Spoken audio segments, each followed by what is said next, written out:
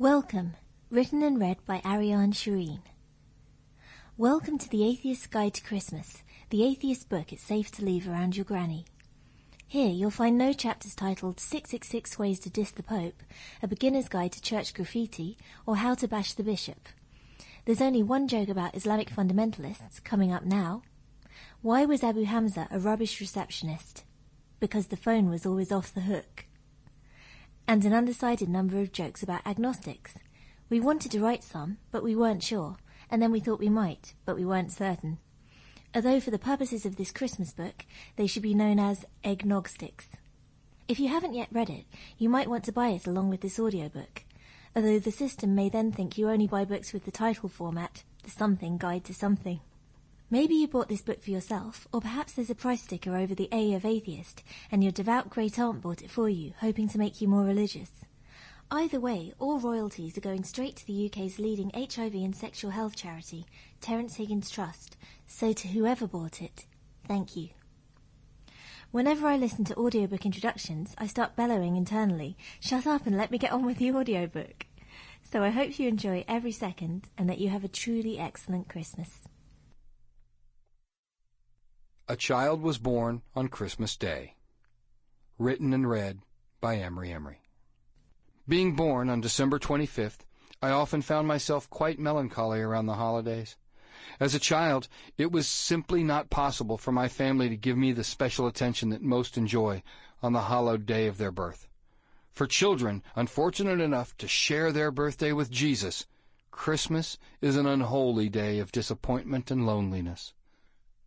Every birthday party I attended was clearly a day set aside specifically to celebrate one person's most important life event, emerging from deep within their mother's womb and surviving the ordeal.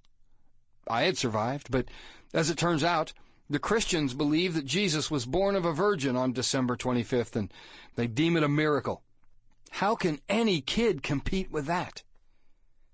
My grandmother raised me for my first 10 years, and she tried her best to make me feel special every Christmas.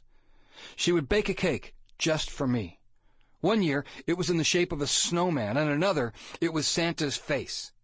I especially enjoyed the Santa cake because I was allowed to take a knife to good old Saint Nick. There was a cathartic quality to it. I don't remember any Jesus cakes, but that would have been nice as well.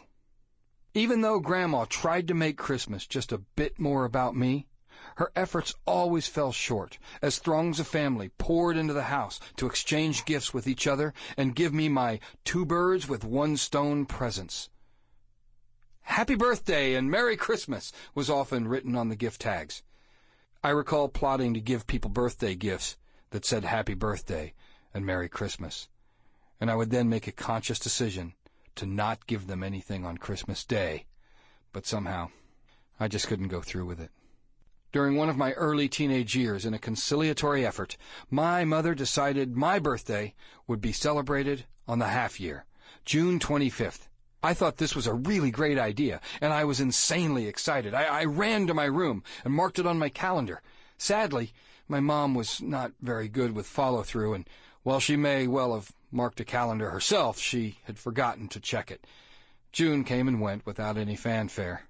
Needless to say, my disappointment grew even more profound. Every year that passed brought another Christmas that left not just me unfulfilled, but my sister as well. Unfortunately, she had been born on Christmas Eve, one day short of a year after I was born. Just as I suffered the unfortunate side effects of being swept aside to make room for a grand celebration of the birth of baby Jesus, my sister also endured the same profound injustice. Not only would our day not be ours, but everyone's.